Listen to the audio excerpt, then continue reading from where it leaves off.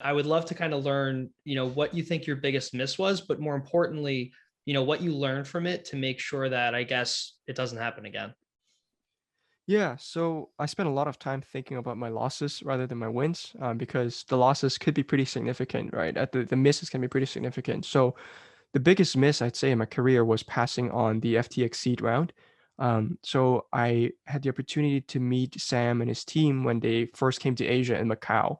And back then they were, Alameda Research, and they were building this exchange. And my initial thought was, oh, okay, this is quite interesting that you have a market maker behind their own exchange. I haven't seen this model before. I'm quite unfamiliar with it. Don't feel comfortable investing. So we passed on it. And obviously, now FTX is one of the fastest growing exchanges and one of the larger exchanges in the world. So that was a huge miss on our part. So I think the lesson there is, don't dismiss things too quickly, but you have to balance that with kind of not being too open minded as well.